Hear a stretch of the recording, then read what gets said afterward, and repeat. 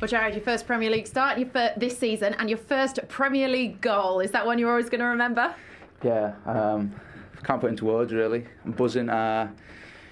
Playing for this club, like I said when I signed the contract the other day, it means the world. And for them fans there today, travelled on a Thursday night to come and watch us, and we put on a performance for them, so I'm buzzing, yeah. How much did you enjoy that game of football? Yeah, obviously my first Premier League start in a while, and I just wanted to enjoy it really, and obviously getting the result we did, coming away to a top team like they are, yeah, just over the moon, and happy for the fans as well. Now talk us through that goal. What was going through your mind when you saw the ball coming over the top? Yeah, well, we worked on it in training yesterday, and I got a few chances around the back, and I said to Anthony before the game, just keep delivering them balls in, and then when it was coming to me I was like, right, I better score here, and then when it been in the back of the net, it was over the moon. Is that a feeling like you've never had before? Yeah, unbelievable, yeah. Look, your other senior goal came for Carlisle against Morecambe, Football League Trophy, November 2019. Do you ever, or will tonight, make you reflect on how far you've come? Yeah, massively. I mean, like I said before, when I signed the contract the other day, I was speaking to my family, my agent after, and they said, just remember how far you've came from. In the space of 2 years, I was playing League Two with Carlisle. The club I've been at since I was 8, and now I'm playing in the Premier League today. I'm just buzzing, yeah. Yeah, unbelievable week for you, signing that new contract, as you've said. Happy to commit your future to Everton? Yeah, buzzing. I mean, like I said, it's, as you can see what it means to them fans, it means to us as well to get that result today. Just superb, yeah. Yeah, for mentality, what will that game have done for the squad? Yeah, it's massive. I mean, we showed a winning, well, not winning, but, you know, a grit performance mentality. Every player on the pitch gave 110%, and that's what we need every game, really, to get us where we want to be. Well, massive congratulations. Enjoy this one. Thank you. Cheers. Thank you. Well, what a few days he's had. Put pen to paper, contract extension, 3.5-year deal. Gets his chance in the Premier League. Scores the equaliser at Stamford Bridge. That's all right, Jolie? Oh, it's a great start for him in his career, Everton. In his first game, first start. But you could see what it meant to him in his interview. And we spoke about, obviously, the lack of options Rafa had. But I'm sure he was so determined to play this game, regardless of the circumstances, and then to score. It's a dream start. Yeah. You've just got to take your chance.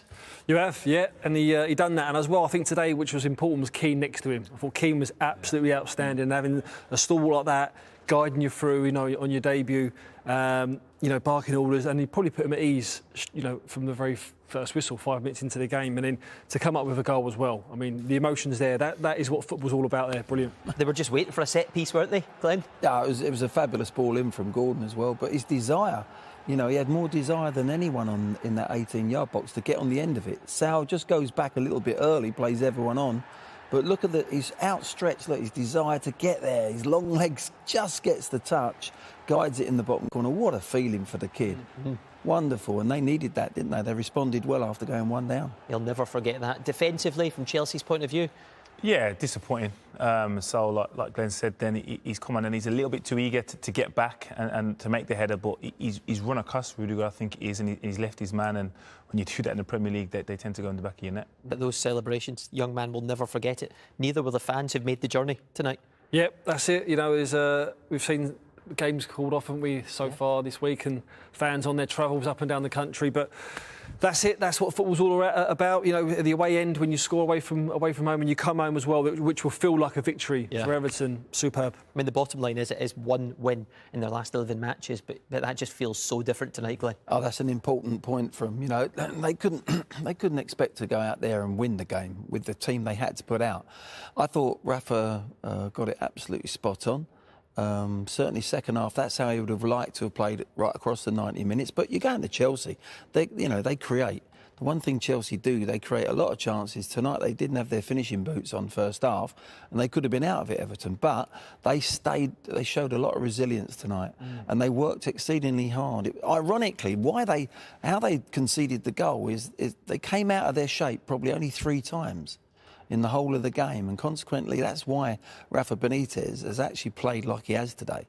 Because if he'd have made it an open game, and this is the example, look, this is the first time they've got people, there's 4 players level with the ball or ahead of the ball, they lose the ball, and now it's the first time tonight they've had to go into a back 4. They've been used to having that 5 there all through the game, and this is why Rafa has actually said, no, we're going to play this way. It's a poor goal in the end to let Mount have too much space. but he finishes it with aplomb. But it just shows you that the tactics are so important when you go to a top team like Chelsea, to stay in the game so that you've got something to go for at the back end of the game. What about the defensive side of that one, if you like? Godfrey's he just caught no Godfrey, man's land for a moment? Yeah, slightly out of position, but I think before that, Decore's decision not to pass to Andy Gordon, who was outstanding tonight, and then Godfrey's done the right thing initially by tucking in as Brantford goes forward, but then he doesn't recognise that Mount is outside him and he's not able to get back. Might get lost in the storyline, I guess, but another goal for Mason Mount. 4 games in a row in the Premier League he's scored. He keeps delivering. He does. He's been superb since he's come back in after his injury, and he's just a catalyst for Chelsea, isn't he? He sets a tempo of them for how to press. He drifts out wide. He's comfortable on the ball. Doesn't just put balls in the box, for a numbers' sake. Goals, he just keeps calm. We said last night about the heart rate, just staying cool, staying composed. Yeah. And we put him in them situations, and he's the main man for Chelsea. It was ironic. We talk about the squad that Chelsea's got, and they've got a deep squad, of course, but it just shows you haven't got to change up from the bench.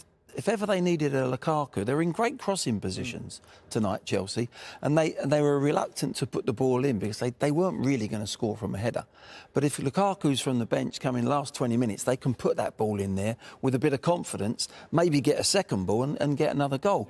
They didn't have that dimension. Even a squad as deep as Chelsea, you need those key players, and that's why Everton, wonderful result for them, wonderful point. Lukaku, of course, missing. He's got COVID. We heard that ahead of the game. Course, yeah. Werner as well. Havertz is ill. We're going to find out how that one plays out. Hudson-Odoi missing as well because of COVID. They had their problems too, but they had more than enough chances to win this game, Jolie. Oh, definitely had a chance to score goals in this game, but the names you just mentioned are in the same position. Yeah. Like, they've still got the full strength defence back there because they haven't had the impact of COVID in the back 4 or the back 5, but when they're all in the same position, you're going to miss them players because they're all world class. Yeah, they definitely missed them, but the opportunities they created, and I guess we have to also say the ones that Pickford saved, he was immense. Well, the better of the chances was at the beginning of the game, was it, when they were stretched, and then that resulted to shots outside the box, but Pickford was absolutely first class today, and you can probably imagine the team talk or what the goalkeeper union that they say probably got around him and said, listen, you're going to be busy tonight. Yeah. You need to stay strong. Bark orders at whoever's in front of you.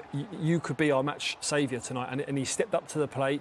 And he's been criticised before, switching off, not concentrating. But this save here with his feet, everything that he'd done tonight, I don't think he put a foot wrong, even with his feet, his distribution, Jolien. Yeah, I agree. I think what he's done and what is noticeable for me is that he's not as emotional as after he makes a great save and an error has occurred. I know he can get frustrated, and you will see that in some of these clips, but I think he's a lot more composed now, and I think when you see that and you turn around and your keeper is more composed, you're able to rely on him a lot more. It's interesting, isn't it? Because Aaron Ramsdale's playing out his skin at the moment, and some people are saying he's England's #1. He's maybe in the short term, not just the long term, and then Pickford responds with that. It's a good point, actually, you make, Darryl, because I think he's looking at that as well, and he wants to stay in that England shirt. But he was excellent tonight, and I know what Jolien's saying.